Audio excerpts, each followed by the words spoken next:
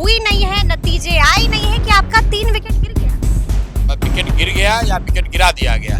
चिराग पासवान को मालूम है कि ब्रह्मपुर में वो बड़े मत से हारते, इसलिए भाजपा पर उन्होंने दबाव बनाया, लेकिन चिराग पासवान से कोई लेना देना मेरा नहीं है इस बात को लेकर। आप चुनाव के नॉमिनेशन के दिन जन सुराज के उम्मीदवार के साथ उसको अपने साथ क्यों बैठाए हुए थे, वो क्या कर रहे हैं? जो चित्र बाहर आया है वो पता चल रहा है कि उस दिन वो अमित शाह जी और धर्मेंद्र प्रधान जी के साथ बैठे हुए थे। सीधे देश की जनता के सामने, बिहार की जनता के सामने ये बात रख रहा हूँ कि भाई आपने बूथ लूटते हुए देखा था, अब ये उम्मीदवार लूटे जा रहे हैं। देश की जनता देख रही है, बिहार ऑपरेशन चल रहा है, बिल्कुल चल रहा है। 14 से ज्यादा प्रत्याशियों पर भाजपा के लोगों ने अलग अलग तरीके से उनसे संपर्क साधा है। नमस्कार, हमारा नाम है समरीन और आपने देखना शुरू कर दिया है लाइव सिटीज। देखिए, एक बार फिर से बिहार की सियासत को प्रशांत किशोर के खुलासों ने गरमा दिया है और आपने देखा है कि आज प्रशांत किशोर ने एक बार फिर से बड़ी प्रेस कॉन्फ्रेंस की थी और क्या नहीं बोला है और किस किस पर आरोप लगाए हैं ये भी आपने देखा है। तो आइए फिर बिना देरी के सीधी बातचीत जनसुराज के सूत्रधार प्रशांत किशोर से करते हैं। सबसे पहले बहुत शुक्रिया, धन्यवाद। सबसे पहले तो प्रशांत जी, हम आपसे जानना चाहेंगे कि हमने देखा कि रन अभी यानी कि वोटिंग अभी शुरू हुई नहीं है, नतीजे आए नहीं है कि आपका 3 विकेट गिर गया? विकेट गिर गया या विकेट गिरा दिया गया। अब भारत के गृह मंत्री पहले जब यहाँ पर लालू जी की सरकार थी तो वो भी चुनाव से पहले कह देते थे कि डब्बे से, बक्से से जिन निकलेगा। और जिन कैसे निकलता था? लोग लाठी के बल पे, बंदूक के बल पर, कट्टे के बल पर लोगों को वोट नहीं देने देते थे, बूथ लूट लिया जाता था। ये परिपाटी बिहार ने देखी है। अब ये जो भाजपा एनडीए के लोग हैं, इन्होंने नया चीज शुरू किया है, उम्मीदवार लूटने का। पहली बार स्वतंत्र भारत के इतिहास में, लोकतंत्र में ये हो रहा है जहां की सामने वाली पार्टी के उम्मीदवारों को सामने से बैठकर, डराकर, समझाकर, प्रलोभन देकर उनसे नॉमिनेशन विड्रॉ कराया जा रहा है। और पिछले 4-5 दिन में घटना हुई जिसको हम लोग देख रहे हैं।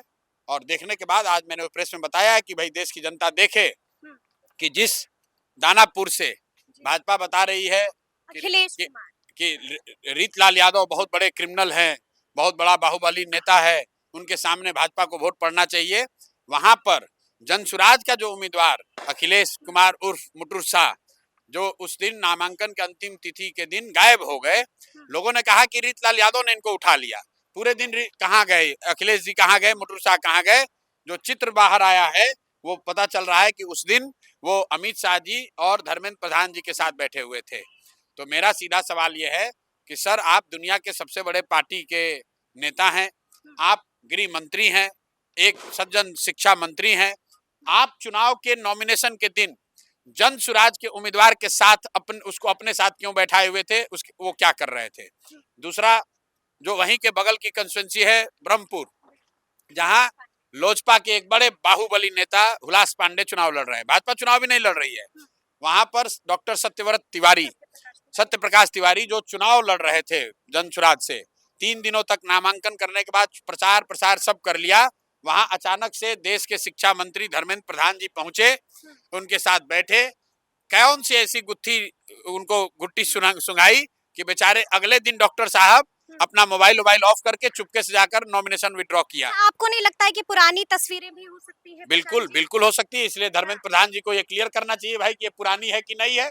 हमने कैमरे पर बोला है कि अगर ये जिस दिन डॉक्टर साहब ने अपना नॉमिनेशन वापस लिया है उसके एक दिन पहले की तस्वीर नहीं हो तो धर्मेंद्र प्रधान जी क्लियर कर दें, मैं राजनीति से संन्यास ले लूंगा। राजनीति से संन्यास? ये बाजाप्ता इन्होंने जब जनसुराज की ओर से नॉमिनेशन फाइल कर दिया, प्रचार प्रसार शुरू कर दिया, भाजपा के नेताओं को ये डर हुआ, लोजपा के नेताओं को कि अब वो चुनाव हार जाएंगे, तब इस देश के शिक्षा मंत्री, मैं बहुत जिम्मेवारी से कह रहा हूँ, देश के शिक्षा मंत्री धर्मेंद्र प्रधान जो बिहार में चुनाव के प्रभारी हैं, ये उस डॉक्टर के घर गए, रात में उसको किसी भी तरीके से समझाया हो, डराया हो, प्रलोभन दिया हो, मैं नहीं जानता हूं, लेकिन अगले दिन उस डॉक्टर ने अपना नामांकन वापस लिया है।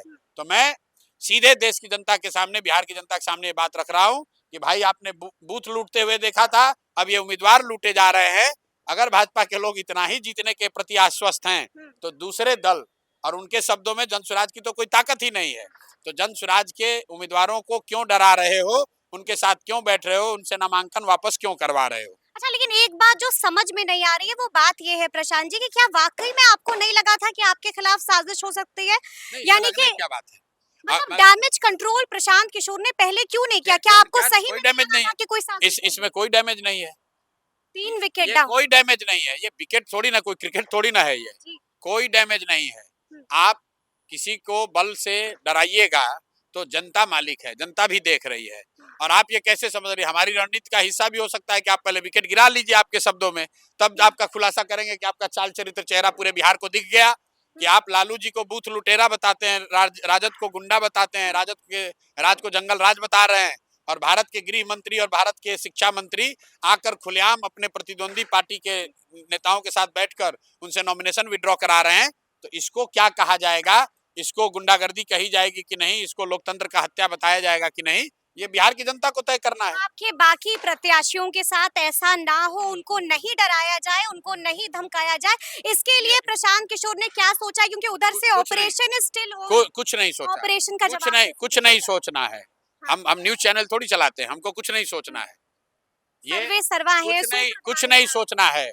जो लोग डराकर दूसरे को का नामांकन वापस कराएंगे, तो देश की जनता देख रही है, बिहार की जनता ऑपरेशन देख चल रही है। रहा है। बिल्कुल चल रहा है।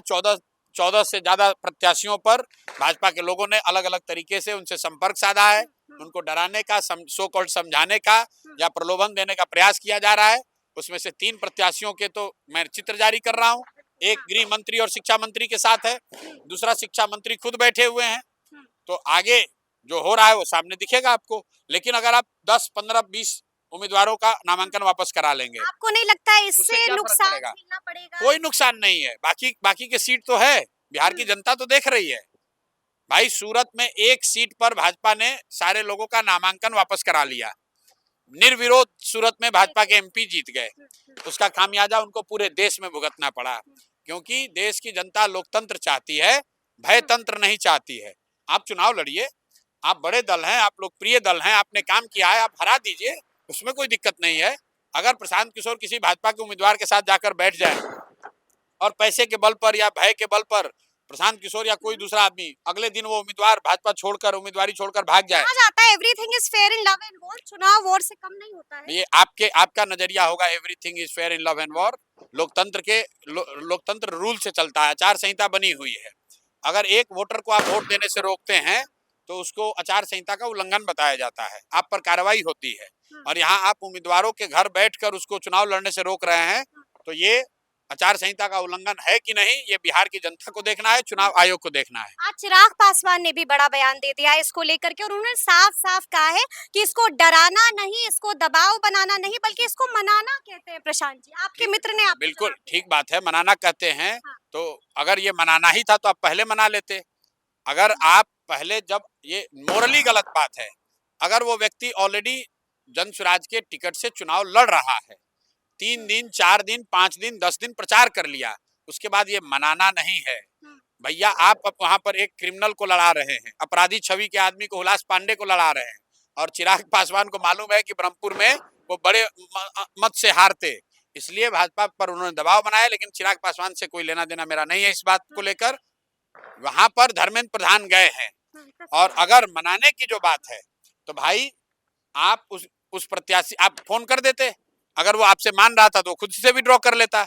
आप उसके घर पर बैठ के, ये चित्र है, घर पर आप बैठे हुए हैं उम्मीदवार के साथ, और अगले दिन चुपके से वो डॉक्टर अपना अस्पताल बंद किए हुए, वो आदमी, अगले दिन उनका अस्पताल बंद है, फोन बंद है, अचानक से पता चला कि उन्होंने नॉमिनेशन वापस ले लिया है। इसको अगर डर नहीं कहते हैं तो क्या कहते हैं? अगर मना कर किया है तो डॉक्टर साहब ने अगले दिन अस्पताल क्यों बंद किया, अपना फोन क्यों बंद किया? सामने आते, कहते कि भैया मुझे जनसुराज नहीं पसंद है, मैं अपना नॉमिनेशन वापस ले रहा हूँ। छुपने की क्या बात थी? अब मैंने जब आरोप लगाया, मुझे मालूम है कल लाकर उनको बयान दिलवाएंगे। लेकिन मेरे भाई, जिस दिन नॉमिनेशन वापस लिया, अगर आपको जनसुराज में कुछ गलत लगा था, अगर जनसुराज से आपको कुछ शिकायत थी, आप आते प्रेस में कहते जनसुराज वाले गलत लोग हैं, मैंने गलती से नॉमिनेशन भर दिया था, मैं वापस ले रहा हूँ। आप छुप के क्यों नॉमिनेशन वापस ले रहे हैं? और धर्मेंद्र प्रधान क्या कर रहे थे? आप देश के शिक्षा मंत्री हैं, क्यों गए थे जनसुराज के उम्मीदवार के घर? ये देश की जनता को बता दीजिए। क्यों तोड़ने की कोशिश हो रही है? भैया, इसलिए कि हार का डर है। हार का डर है। बिल्कुल हार का डर है। आप पत्रकार है, जाके पता कर लीजिए कि अगर सत्य प्रकाश तिवारी वहां लड़ रहे होते तो हुलास पांडे की क्या दशा होती, एनडीए के उम्मीदवार की क्या दशा होती, वो सबको मालूम है। सब लोग हंस रहे हैं इस बात पर, सबको मालूम है कि लोग चुनाव हार जाता है, इसीलिए किया है। अब भाई आप चुनाव आयोग के पास जाइएगा। कल पार्टी की ओर से लोग जाएंगे, चुनाव आयोग इस पे कुछ करने वाला नहीं है, लेकिन हम लोग अपनी ओर से जाएंगे, उनके संज्ञान में बात को लाएंगे। मुख्य बात यह है कि बिहार की जनता को देखना है कि मेरे भाई बिहार में सुधार का इतने बड़े अभियान को जो पीठ में छुरा घोंपा जा रहा है, सैबोटाज किया जा रहा है, वो क्यों किया जा रहा है?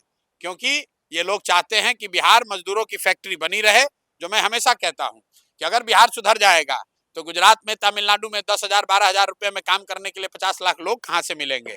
लोग ये चाहते हैं कि बिहार में ये व्यवस्था बनी रहे ताकि बिहार के लोग मजदूर की फैक्ट्री की तरह यहाँ से निकल कर जाएं, गुजरात के लोग फैक्ट्रियों के मालिक बने और बिहार के बच्चे उन फैक्ट्रियों में मजदूरी करें।